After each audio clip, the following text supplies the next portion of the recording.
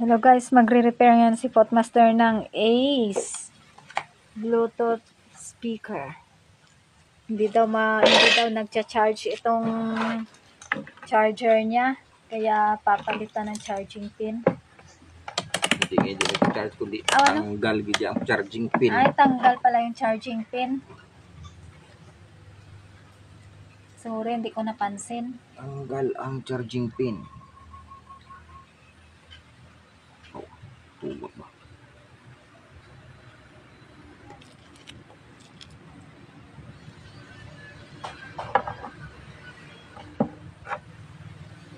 Dahil sa natanggal yung charging pin, kailangan palitan ng bago.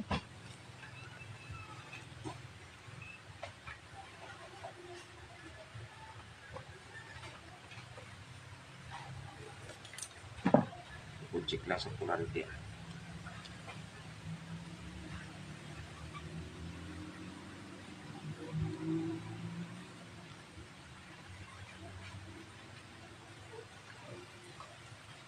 Bastag pa ang kahintang ng ng kanyang board dahil sa nagtuklapan yung PCB, ayan oh.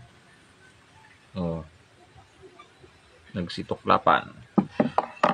Rinidyoan na lang natin.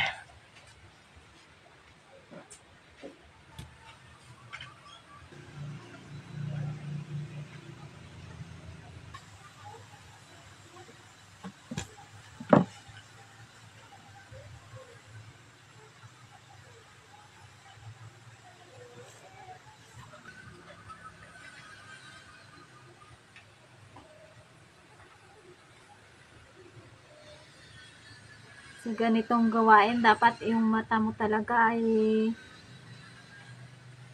maliwanag na maliwanag. Ano ba yun?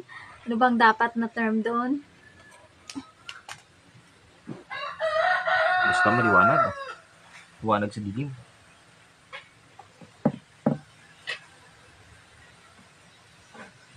Kumain ka daw ng kalabasa para lumiwanag ang iyong mata. Ayun daw.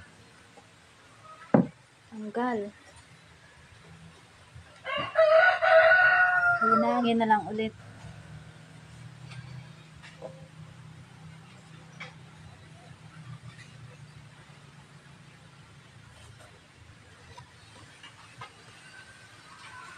Jumper mode.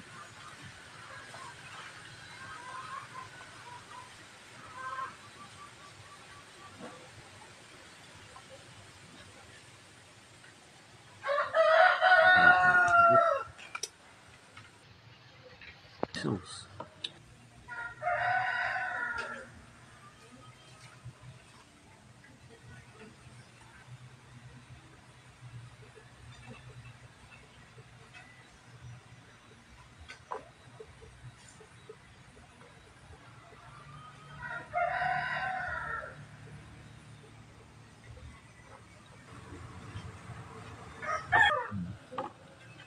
Ay, salamat.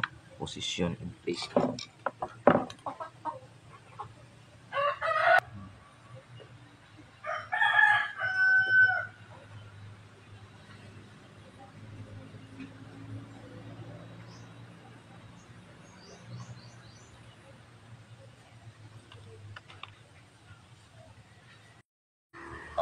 Modified na lang dahil sa hindi to wala nang kakapitan tong ating charging pin dahil sa natanggal na.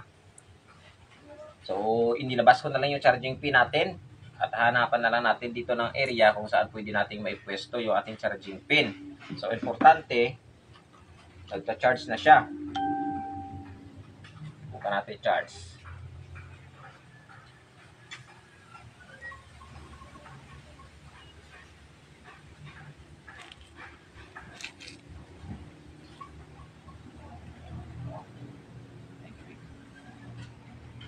Yan. Oh, napatay. Charging na siya, charging. Diin. Ayan.